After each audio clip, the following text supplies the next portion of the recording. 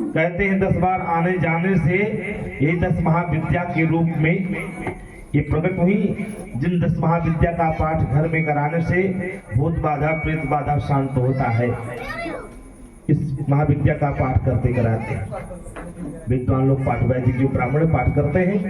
तो कहने का अभिप्राय कि भगवान शंकर ने बहुत समझाया, माता सती नहीं मानी, अंत में जिद कर लिया पिता के यहाँ जाने के लिए। और वहां जब जाने लगी, भगवान शंकर ने मुख्य गण को दे करके भेज दिया। जब पिता के यहाँ माता सती पहुंची, पिता भवन जब गई भवानी, पिता भवन जब गई भवानी, कछितासी काहुन सलमानी, पिता भवन जब गई भवानी,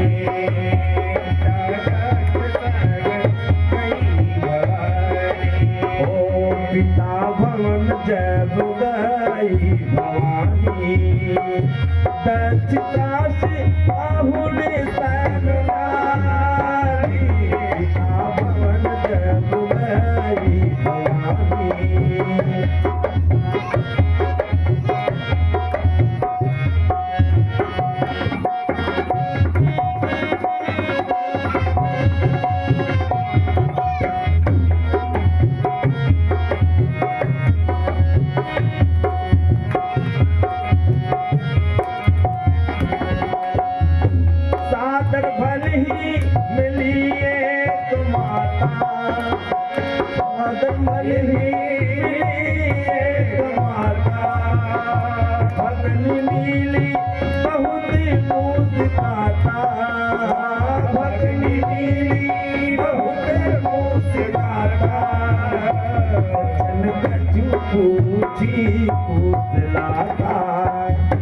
दक्षिण कछु पूछी पूछलाता, सती बिलोकी जले सजुगाता, दक्षिण कछु पूछी पूछलाता।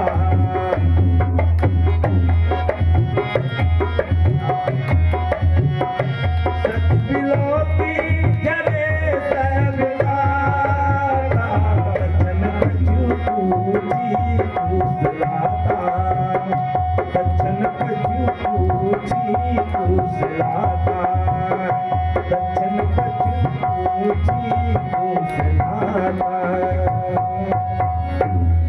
दक्षिण कछु पूछी कुशलाता, सती बिलोक जरे सब गाता। मानो देखने के बाद सती मैया को शरीर में आग लग गई हो। राजा दक्ष के शरीर में सादर केवल प्रेम पूर्वक मां मिली है। कुपुत्रो जायत क्वचिदपि कुमाता न भवति, पुत्र कुपुत्र हो जाता है लेकिन माता कुमाता नहीं होती। माँ का हृदय बहुत निर्मल होता है, शुद्ध पवित्र होता है। अपनी हर संतान के लिए वो हर प्रकार से लालायित रहती है, किसी का अहित नहीं चाहती। इसीलिए शास्त्रों में सप्तशती में क्षमा याचना में यही कहा है, कुपुत्रो जायत क्वचिदपि कुमाता न भवति। पुत्र कुपुत्र हो जाता है लेकिन माता कुमाता नहीं होती है। माँ का हृदय ऐसा होता है। और जिस प्रकार भगवान शंकर से विदा होकर के माता सती जब गई वहां, तो कोई सम्मान नहीं किया। गई जाकर यज्ञशाला में देखा वहां पे क्या, भगवान शिव के नाम पर कोई एक लौंग तक नहीं रखी गई थी। यज्ञशाला में कोई स्थान नहीं। तब चित्त में वो बात आई, तब चित्त चढ़े जो शंकर कहेऊ, उर अपमान हृदय अति दहेऊ। सबको डांटती फटकारती माता सती ने कहा सबको विधवत फल लेना पड़ेगा। सबको फटकार लगाई। फटकार लगा करके उसी यज्ञशाला में भगवान शिव का ध्यान करती हुई योग अग्नि के माध्यम से अपने शरीर को जला डाला। अस कही योग अग्नि तनु जारा, भयों सकल मख हाहाकारा। पूरी यज्ञशाला में हाहाकार मच गया। माता सती को मरते देख भगवान शिव के गणों ने क्या किया कि यज्ञ को विध्वंस करना प्रारंभ किया, यज्ञशाला को नष्ट करना चाहे। भृगु ऋषि ने रक्षा की। नारद बाबा समाचार बताए, भगवान शंकर को क्रोध आया, तुरंत वीरभद्र को उत्पन्न करके भेज दिया। कहा, आदेश दे दिया, राजा दक्ष की यज्ञ को नष्ट कर दो। वीरभद्र भूत प्रेतों की सेना लेकर के सीधे पधारे, और जैसे आए इधर आकर के सब विचार कर ही रहे थे कि पूरी यज्ञशाला को घेर लिया और सबको विधिवत अंग भंग कर दिया, सबको बल दिया। भगवान शंकर के पास पिटी पिटाए रोते चिल्लाते सबके सब लोग पहुंचे। भगवान शंकर से निवेदन किया, भगवान शंकर प्रसन्न हुए। भगवान शंकर प्रसन्न हो गए, कहा ठीक है चलो भाई। कहा मेरे लिए बचा क्या है उस यज्ञ में? सबको जब स्वस्थ किया, भगवान शंकर ने कहा मेरे लिए बचा क्या है उस यज्ञशाला में? उस यज्ञ में क्या बचा है मेरे लिए? मेरे लिए तो कोई स्थान भी नहीं है। देवताओं ने, विद्वानों ने, ऋषियों ने यही कहा, महाराज हे भोलेनाथ, आज के बाद से बचा हुआ भाग आपका है। यज्ञ में जो भी वस्तु बचती है वह आपका है। भगवान शंकर ने कहा चलो भैया जो मिल जाए ठीक है, जो भी मिल जाए उसी में संतोष। भगवान शंकर उसी में प्रसन्न हुए, जो राम करके सीधे चल दिए। आए, कहा भैया जजमान को बुलाओ। कहा जजमान का धड़ तो यहाँ पड़ा है, सिर गायब है। सिर तो हौणकुंड में डाल दिया वीरभद्र ने। बकरी का सिर ला करके लगाया शल्य क्रिया के माध्यम से। भगवान शंकर जैसा सर्जन आज तक कोई हुआ नहीं। मनुष्य के धड़ में बकरे का सिर जोड़ना, हाथी का सिर जोड़ना भगवान शंकर का ही कार्य है। भगवान शंकर जैसा कोई सर्जन नहीं हुआ है। डॉक्टर भी अगर हाथ लगाते पहले प्रभु से प्रार्थना करे, प्रभु मान सम्मान की रक्षा करना। मैं तो कुछ न, मैं तो केवल निमित्त मात्र हूं, करने कराने वाले स्वभाव है। सबके अंतःकरण में बैठ करके सुनने वाले वही हैं और वक्ता के अंदर बैठ करके बोलने वाले भी वही हैं। और क्षमता नहीं, नीचे उतरने के बाद फिर वो सब याद नहीं रहता है, सब कुछ भूल जाता है। लेकिन ये ऐसी पीठ है, इससे बड़ी कोई पीठ नहीं। इस पीठ की बड़ी मर्यादा है। जब अस्तमन वंदन पूजन जब हो जाता है तो उसके बाद जो भी शब्द निकलते हैं मुख से प्रभु की कृपा से निकलते, साक्षात स्वयं अंदर प्रवेश करके बोलते हैं, बुलवाते हैं, सुनते हैं, सुनाते हैं। और श्यावर रामचंद्र की। तो इस प्रकार भगवान शंकर के परित्याग के बाद आज यहाँ तक की स्थिति पहुंची। भगवान शंकर आए, कहा भैया मेरे लिए बचा क्या? अंत में देवताओं ने कहा कि जो भी बची वस्तु आपकी। भगवान शंकर प्रसन्न हुए। जजमान के धड़ में बकरे का सिर जोड़ करके यज्ञ करना प्रारंभ किया। यज्ञ प्रारंभ हुई, यज्ञ संपन्न हुई। फिर बाद में माता सती से भगवान श्री हरि ने कहा कि देवी सारे लोग अपना अपना वरदान तो लिए, लेकिन अब आपकी क्या इच्छा है? तो माता सती ने केवल एक वरदान मांगा है।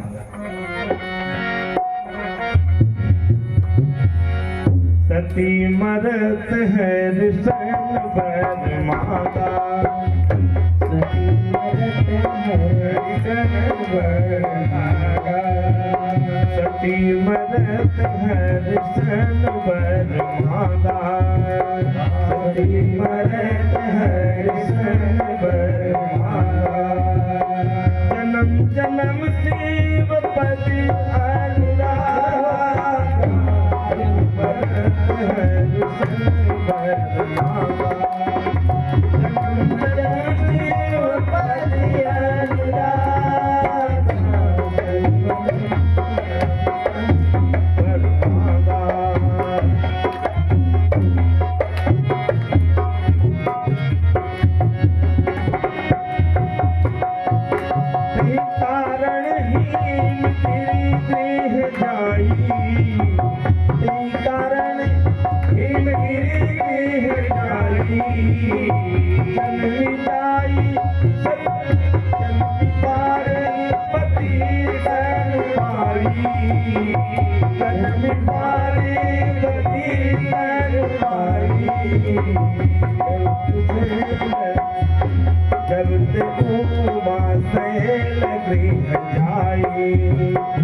जब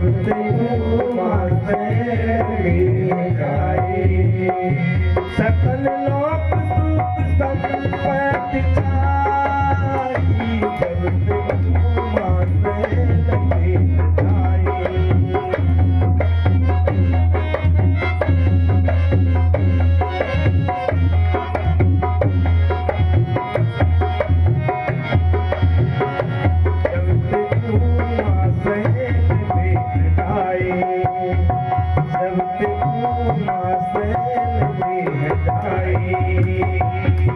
उमा से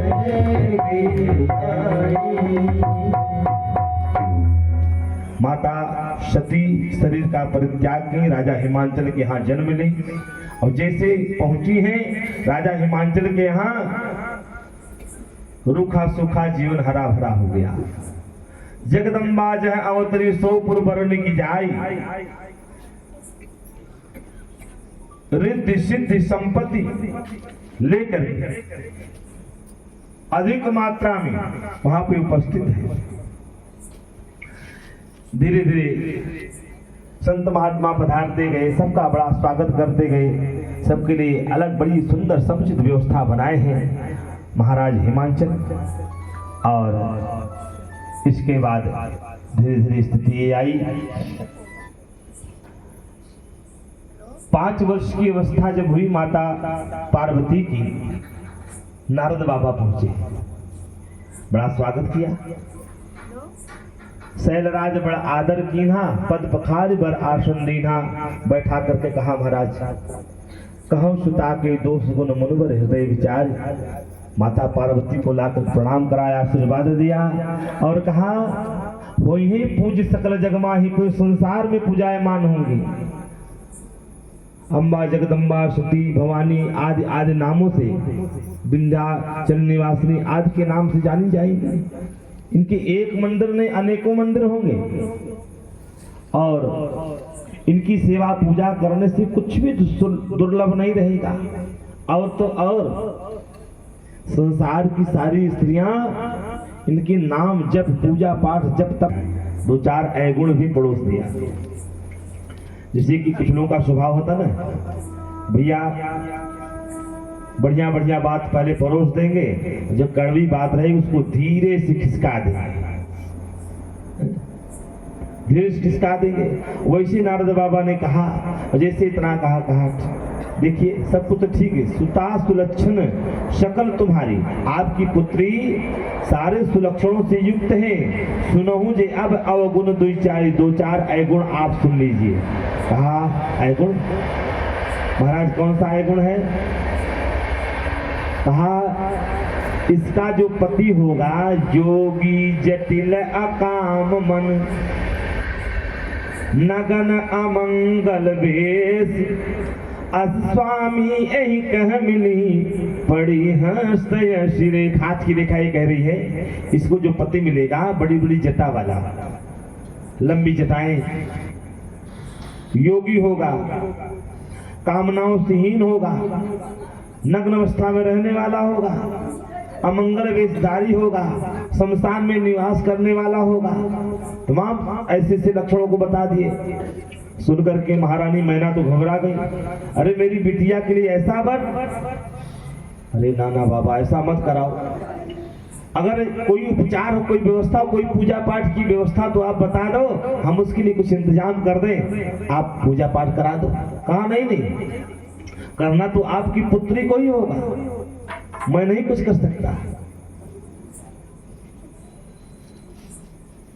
हाँ इतना हो सकता है कि जब तक कह रहे कुमारी तुम्हारी, भाभी उमीटी सकई त्रिपुरारी। भगवान शंकर ऐसे दुर्भाग्य की रेखा को सौभाग्य में बदल देंगे, ये सामर्थ्य भगवान शंकर में। बोल शंकर भगवान की। और कहा इतना ही नहीं, जो भी करना होगा आपकी पुत्री को करना होगा। पति को एकांत में पा करके महारानी मैना कलिंग में मुनि की बात समझ नहीं पाई। क्या कहा इन्होंने?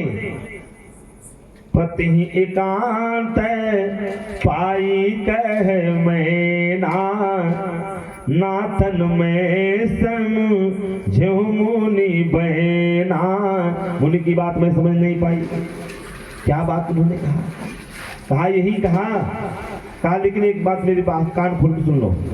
जो घर बर कुल हो ही अनुपार, पहले घर देखिएगा फिर बर देखिएगा, कुल देखिएगा, सब औपमेय हो।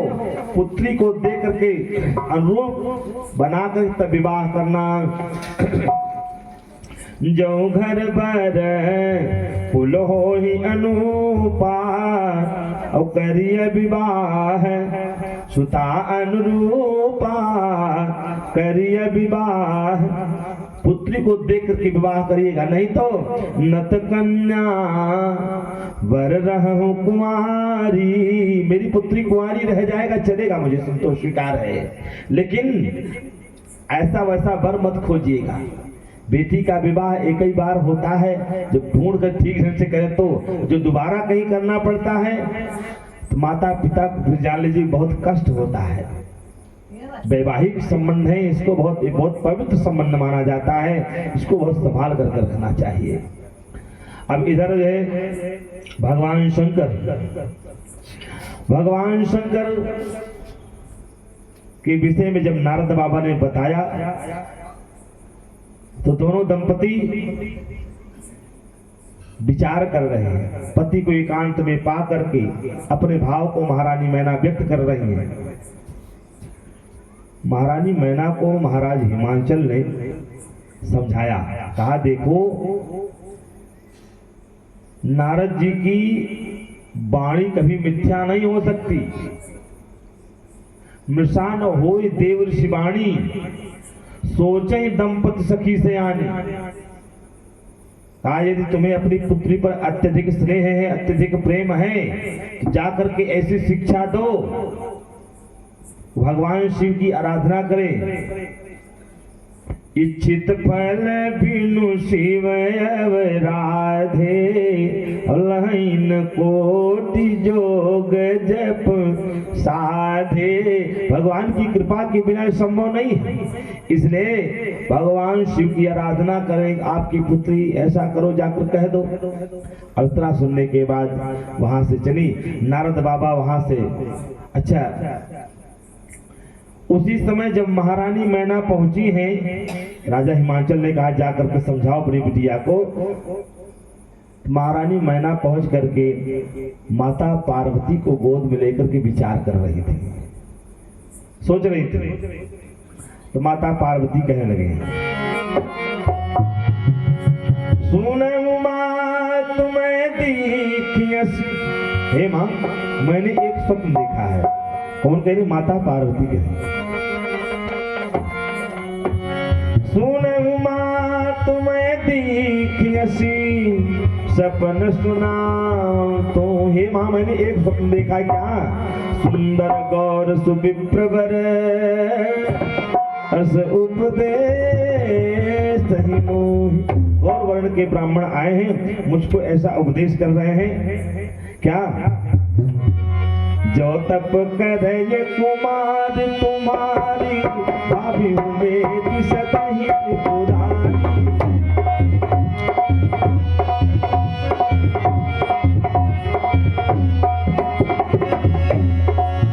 ओ जो तप करे कुमार तुम्हारी भाभी मेरी सतही पुरानी।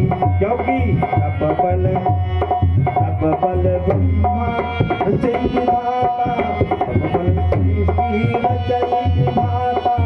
तप बल बेसु सकल जगदाता। तप बल शेष धरहि महिमारा, तप बल सम्मुख रहि संहारा। तप बल शेष धरहि महिमारा। तप आधार सब सृष्टि भवानी, करहि जाई तप असलिय जानी। तप आधार सब सृष्टि भवानी, करहि जाई तप असलिय जानी। करहि जाई तप असलिय जानी। करहि जाई तप असलिय जानी। भगवान शंकर इतने बड़े दयालु हैं। भाभी मेटत कठिन कोन को भाल के। भगवान शंकर की आराधना कर दो, आपकी बिटिया करे। और माता पार्वती ने कहा, मैया मैंने ऐसा स्वप्न में देखा, गौर वर्ण के ब्राह्मण आए, कह रहे तपस्या करने के लिए। मैया मैं तो तपस्या करूंगी। और जैसे इतना कहा सुन कर महारानी मैना कह रही बताओ, यद्यपि शरीर इतना कम अवस्था है, वो स्वामी जी ने लिखा अति सुकुमारन तपतन योग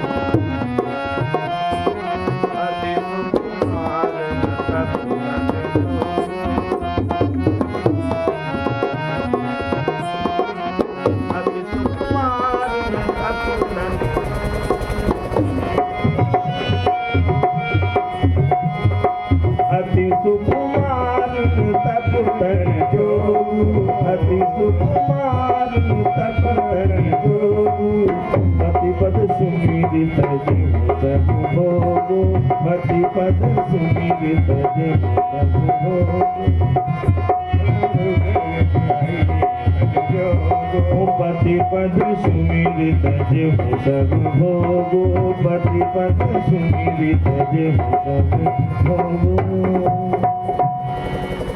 अवस्था इतना कम है, 5 वर्षीय अवस्था है, तब करने योग्य शरीर नहीं है, लेकिन फिर भी भगवान शिव को पति रूप में प्राप्त करने के लिए माता पार्वती ने सारे भोग का परित्याग कर दिया।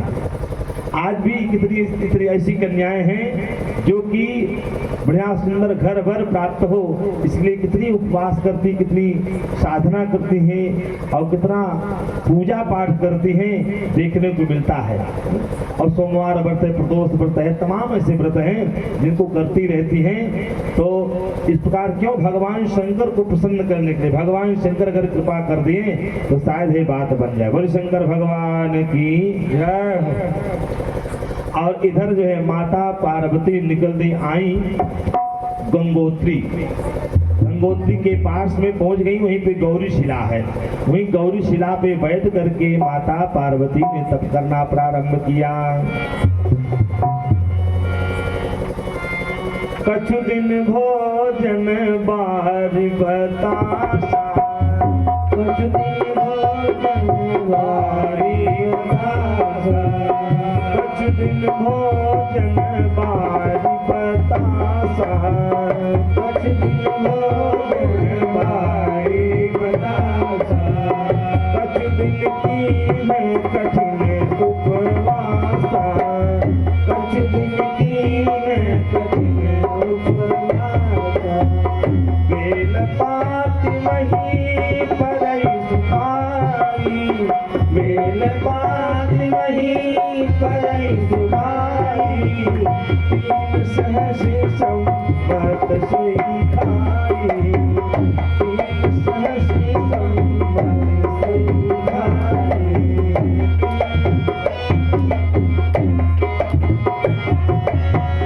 तब पुनि परे सुखानु परना, तब पुनि परे सुखानु परना, तुम्हि नाम तब भयहु अपर्णा, तुम्हि नाम तब भयहु अपर्णा, तुम्हि नाम तब भयहु अपर्णा, तुम्हि नाम तब भयहु अपर्णा। माता पार्वती का तप उग्र देख करके कुछ दिन तक तो जल और पानी पिया, बाद में उसका भी परित्याग। कुछ दिन भोजन बारी बतासा, हवा पी, पानी पी, और कुछ दिन तक कठिन उपवास किया। उसकी संख्या गोस्वामी जी ने नहीं लिखा क्योंकि वो असंख्य था, गोसाई बाबा की गिनती में नहीं आया। इसके बाद में 3000 वर्ष तक बेल की पत्ती सूखी पड़ी थी, उसे खाया। सूखी पड़ी पत्ती अपर्णा नाम पड़ा ग्रहण करने के कारण, और इनका यह उग्र तप देख कर ऊपर से आकाशवाणी हुई, भयो मनोरथ सुफल तव सुन गिरिराज कुमारी। हे पार्वती, तुम्हारा मनोरथ सिद्ध हो गया, अब इसमें संशय नहीं, भगवान शिव तुम्हें पति रूप में नहीं प्राप्त होंगे, अवश्य मिलेंगे। इतना सुनने के बाद माता पार्वती जो है प्रसन्न हो गई। कहा अगर इस मेरी वाणी को सत्य जानना चाहती हो, आकाशवाणी हुई, और कहा आकाशवाणी अगर इस वाणी को सत्य जानना चाहती हो, समझना चाहती हो, तो जब सप्तऋषि तुम्हारे प्रेम की परीक्षा लेने के लिए आए, समझ लेना कि ये वाणी सत्य है। गोस्वामी जी ने प्रसंग को मोड़ दिया।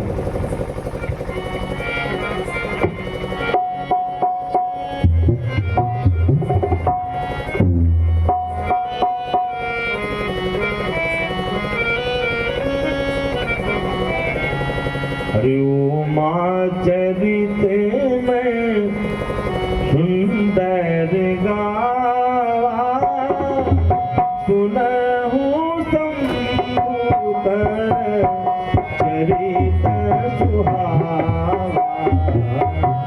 उमा चरित सुंदर में गावा, सुनहु चरित सुहावा। उमा चरित सुंदर में गावा, चरित सुहावा। उमा चरित। गोस्वामी जी कह रहे माता पार्वती के सुंदर चित्रों का मैंने गायन किया। अब भगवान शिव के चरित्र का आप लोग समझ पाते हो। जब ते जाई सती तनु त्यागा, तब ते शिव मन भयउ विरागा। जब से माता सती ने शरीर छोड़ा है, भगवान शिव के मन में अविरल वैराग्य जगा है। अब वो वैराग्य कैसा है? जब तक सती माता की शरीर रही तब तक लेकर टहलते रहे भगवान श्री हरि विष्णु ने देवताओं की प्रार्थना पर माता सती के शरीर को एक जगह नहीं 51 भागों में विभज्य किया, और जहां जहां पर्वतों पर गिरे हैं वही वही स्थान जो है शक्तिपीठ के रूप में जाने जाते हैं, और सब पर्वतों पर गिरे हैं। तो माता सती के शरीर से जब मोह भंग हुआ तब जो है क्या करते हैं, अविरल वैराग्य जगह जप ही सदा रघुनायक नामा, जह तह सुनई राम गुण ग्राम।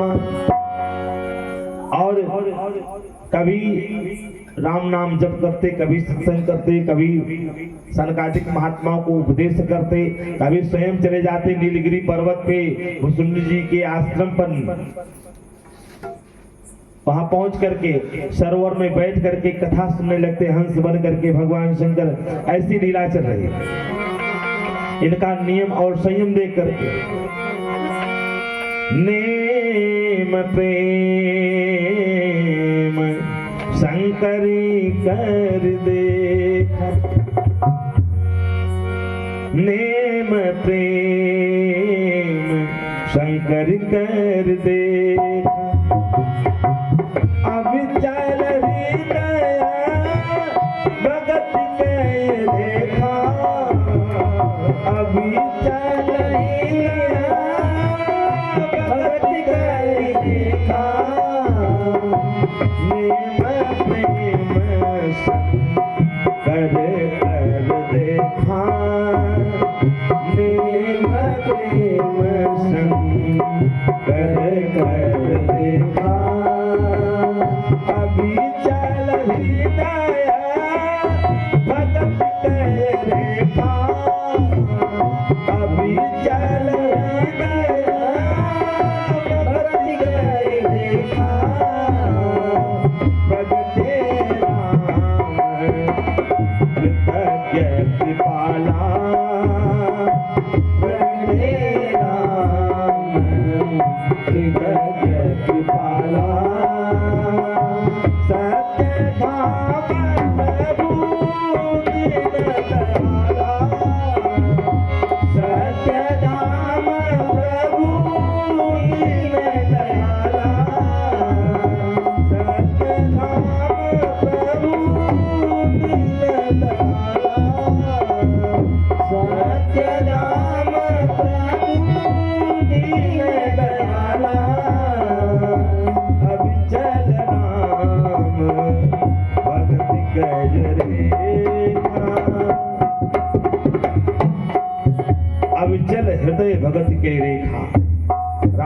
प्रकट हुए, बहु प्रकार शंकर ही सराहा, भगवान शंकर की सराहना करने गए हो। जय हो भोले बाबा, मैं मान गया आप जैसा कोई मेरा परम भक्त नहीं है।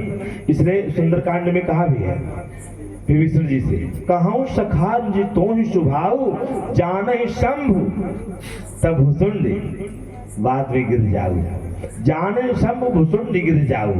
अपने स्वभाव में बतलाया है, अपने स्वभाव के विषय में।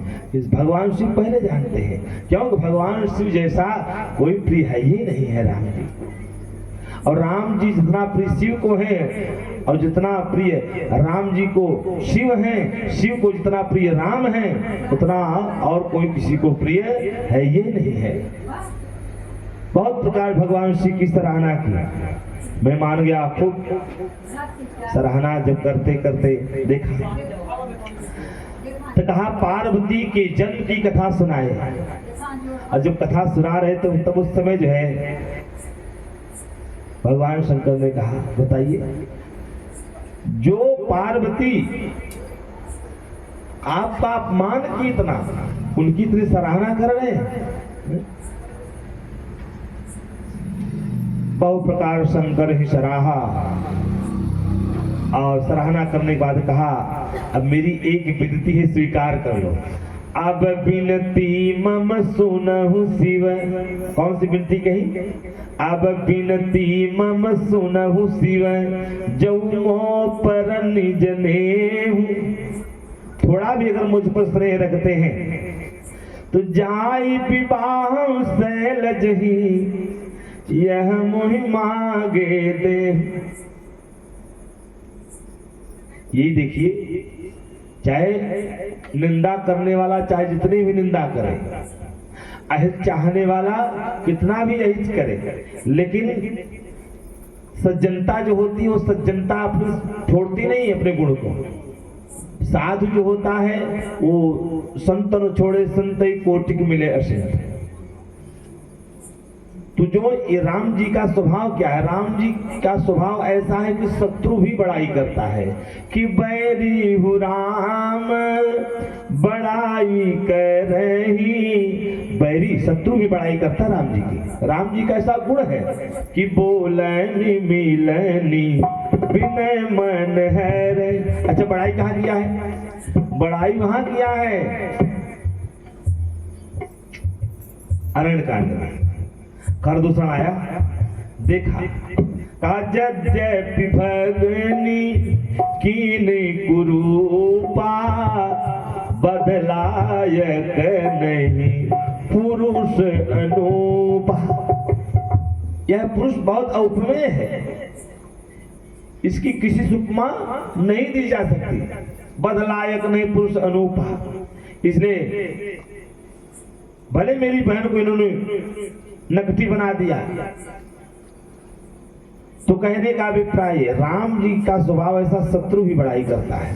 लेकिन आज भी राम जी बहु प्रकार शंकर ही सराहा, पार्वती की जन्म की कथा सुनाए। कहा लेकिन अब मेरी एक विनती है, अब विवाह कर लो महाराज, बहुत इधर उधर भटक लिए। कुछ लोग होते हैं ना जिसे विवाह के लिए कहते हैं मैं विवाह नहीं करूंगा, तो कई लोग मनमनियम लग जाते हैं, गांव देश नात बात सब जुगाड़ लग जाते हैं। भैया ब्याह कर लो, कब करोगे ब्याह? अरे विवाह करने की एक उम्र होती है, एक समय होता है कि ब्याह की चाह उठे मन में, ब्याह की चाह उठे मन में 15 से 20 25 में कीजिए। 15 से 20 25 तक विवाह हो जाना चाहिए। और 30 भये तब खीस भये, और 40 में फिर नामन लीजिए। अब 40 तक भैया नौकरी पाओ, ब्याह कब करेंगे? अब ब्याह नौकरी चक्कर बेचारे विवाह नहीं कर रहे हैं। पता लगा आधे ज्यादा उम्र 60 के बाद सरकार बेकार घोषित कर दे रही है। अब पता लगा नौकरी के चक्कर में, पढ़ाई लिखाई करने तैयारी करने के चक्कर में पता लगा 35-40 हो गए। और जब 35-40 हो गए तब विवाह की किसी ढंग से 1-2 संतान हुई। अब उनकी परवरिश करते करते उनको तैयार होते होते उनका विवाह शादी होते होते पता लगा कब्र में चले गए। बताइए ऐसी विवाह से क्या मतलब है? विवाह एक समय से हो, संतानोत्पत्ति का ही मात्र के लिए एक उद्देश्य है विवाह। संतान अपनी हो, जिनका समय से विवाह हुआ उनकी संतान देखो, अब वो हट्टे कट्टे बने, उनकी संतान ऐसी है, उनसे भी उनके बराबर जैसे लगता भाई है छोटा। ऐसी भी मतलब दृश्य देखने को मिलते हैं। तो विवाह हो तो समय से हो, मनवनिया नहीं होनी चाहिए। लेकिन कुछ लोग हैं मनवनिया कराएंगे, मनवनिया करते करते करते करते अंत में जो है विवाह ऐसे समय करते हैं, पता लगा समय निकल गया। काबर खा जब खुशी सुखाने, समय चुके पुण्य का पछताने। भगवान शंकर की सराहना करते राम जी ने कहा विवाह कर लीजिए, बहुत भटक लिया। भगवान शंकर कह रहे हैं यद्यपि प्रभु उचित तो नहीं है, आप बता रहे पार्वती बहुत तप की है, हमने स्वीकार करें ठीक है, लेकिन अब ऐसे थोड़ी जाके कहेंगे कि अपनी बिटिया का विवाह मेरे साथ कर दो, हम विवाह करना चाहते मेरी बिटिया के साथ। कौन ऐसी विवाह करेगा? लेकिन नाथ बचन पुण्य मेट न जाही, आपकी आज्ञा में सिरोधारी करता। कहा ना ना ना ना, मेरी आज्ञा सिरोधार मत करो। कहा क्यों? कहा इसलिए आपके सिर पे गंगा जी बैठी है, कहीं ऐसा ना मेरी आज्ञा धारा में निकल गए हम देखते ही रहे, क्योंकि गंगा जी भी आपको पति रूप में वर्ण की हैं और दोनों में सौतिया डाव हो गया तब तो फिर जान लीजिए फिर विवाह नहीं होगा। मेरी आज्ञा सिर पे नहीं, अन्य जितने हैं सब सिर पे धारण करें, लेकिन मेरी आज्ञा आप जो है सिरोधार नहीं। कह प्रभु हर तुम्हार पन रहूं, भगवान शंकर कह रहे हैं। भगवान शंकर से राम जी ने कहा कह प्रभु हर तुम्हार पन रहूं, आपका प्रण रह गया, अब उर राखें जो हम कहें। हमने जो कहा उसी हृदय में धारण करो, सिर पे नहीं। भगवान शंकर ने कहा तो नाथ बचन पुण्य मेट न जाही, सिर पर आज्ञा नाथ तुम्हारी। कहा ना ना ना ऐसा मत करना। और प्रकार समझा बुझा करके भगवान शंकर वही मूर्ति वही छवि हृदय में धारण किया। हृदय में धारण करने के बाद अब वही राम जी अंतर ध्यान हो गए। इतने में सप्तऋषि आए। जब सप्तऋषि आए तो भगवान शंकर ने कहा जाकर पार्वती पर जाए तुम प्रेम परीक्षा ले, प्रेम की परीक्षा लो, मुझे कितना चाहती है। ये सब जो ऋषिगण पहुंच गए और पहुंच करके भगवान शंकर का आदेश हुआ और कह दिया कि परीक्षा लेने के बाद फिर भेज देना राजा हिमाचल के। ऋषियों ने जाकर देखा, ऋषि ने गौर देखी तह कैसे। ऋषियों ने देखा माता पार्वती इस प्रकार हैं कि जैसे स्वयं तपस्या ही मूर्तिवत खड़ी हो। ऋषि ने गौर देखी तह कैसी, मूर्त मंत्र तपस्या जैसी। कहा किसकी आराधना कर रही हो, क्या चाहती हो, हमसे सत्य सत्य बताओ। माता पार्वती ने कहा हम जो है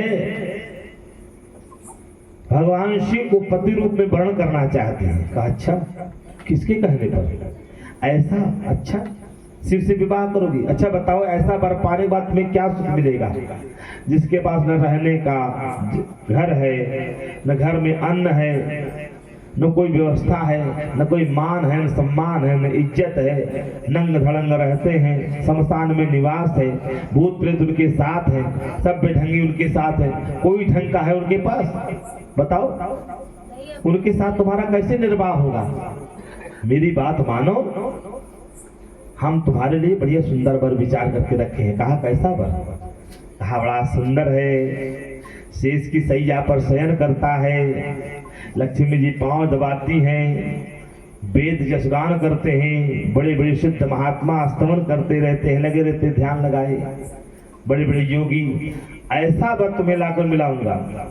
माता पार्वती ने कहा सही कहा आपने, अगर आप पहले आते तो मैं बात मान जाती, लेकिन अब तो मैं पूरा जीवन शिव के लिए हार चुकी हूँ।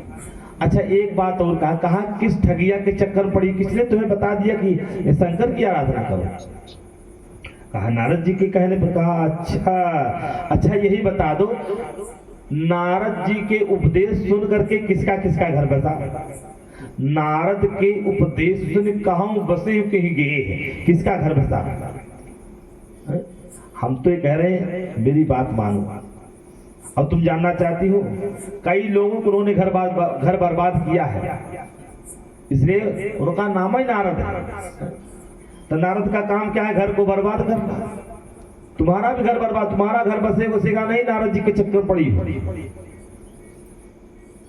राजा चित्रकेत के पास 300 रानी थी, जिसमें से एक रानी केवल एक ही लड़का हुआ, और ऐसा उपदेश कर दिया कि दोबारा फिर वो लौट के महात्मा बन गए, राजपाट सब छोड़ दिए, वो लड़का मर गया, बड़ा वैराग्य हो गया उनके अंदर, ऐसा उपदेश कर दिया।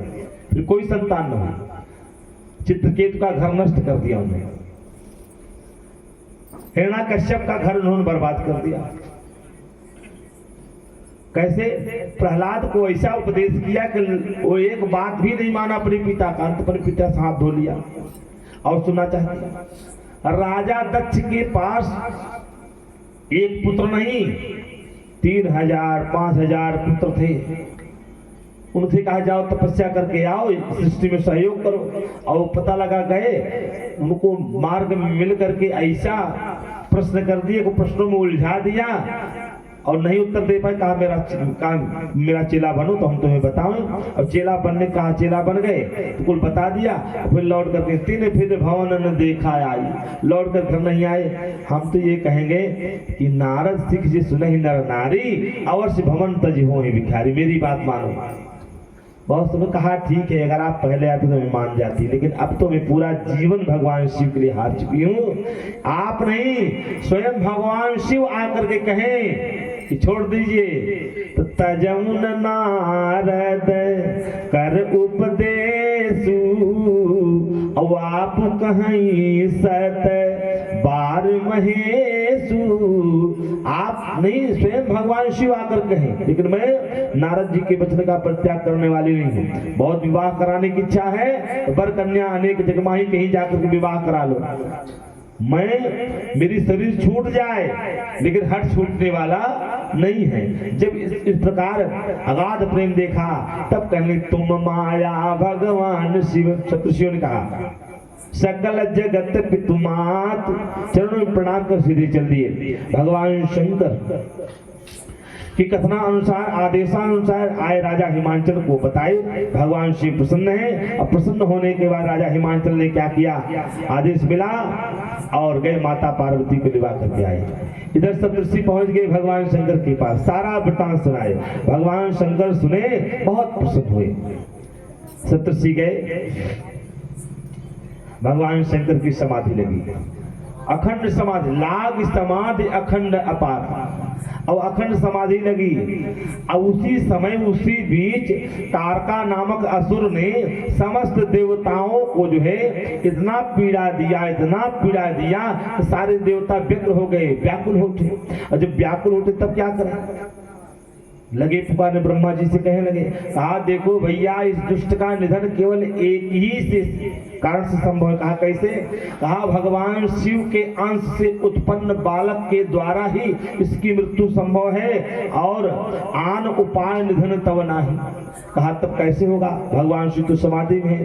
कहा पठो काम जाए शिव पाही, कामदेव को बुलाओ, फिर तो भगवान शिव के पास जाकर के उनकी समाधि को भंग करे। और जैसे इतना कहा, तुरंत सारे देवता मिलकर के कामदेव को बुलाए। कामदेव आया, पूछा क्यों मुझे बुलाए?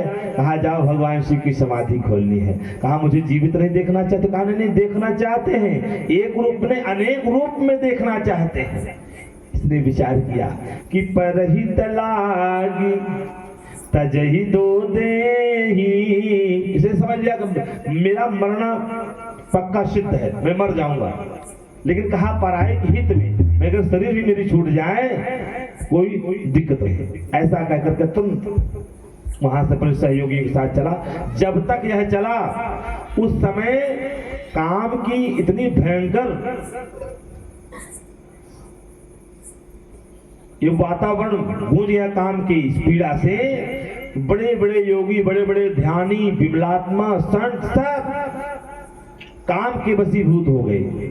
और जो कामी थे उनकी तो बात ही छोड़ दीजिए, यहां तक कि जह अश दशा जढ़न के बरनी, संगम करें तलाव तलाई, यहां तक कि लता निहार नवह तर शाखा, काम ने क्षण मात्र में 2 घड़ी मतलब 48 मिनट में ही उभय घड़ी मह कौतुक भयऊ जब लग काम शंभु पही गए। ऐसा दृश्य कर दिया कि सारे लोग जो है काम से ही पीड़ित हो गए। काम मतलब सब एक दूसरे की काम भावना से देखने लगे। जब गया कैलाश के अपने पूरे प्रभाव को विस्तार दिया और सारी कला किया, सारी कला करके हार गया, लेकिन भगवान शिव की समाधि तस् से मस्त न हुई। तब क्रोधित हुआ, माख करके सीधे आम का वृक्ष था, उस आम के वृक्ष पर चढ़ गया और चढ़ करके पुष्पों का धनुष बाण बना करके भगवान शंकर की तरफ संधान किया। और जैसे पुष्पों का धनुष बाण संधान किया, बाण लगते ही हृदय में और मस्तिष्क पे लगने के बाद भगवान शंकर की समाधि खुली। भगवान शंकर की समाधि खुली। भगवान शंकर ने क्या किया? तब शिवती सर नयन उधारा चितवत काम भर निछारा। तब शिवती सर नयन उधारा चितवत काम भर निछारा। कहूँ शोभ मन की धन उधारी सकल दिशि देखी। कहूँ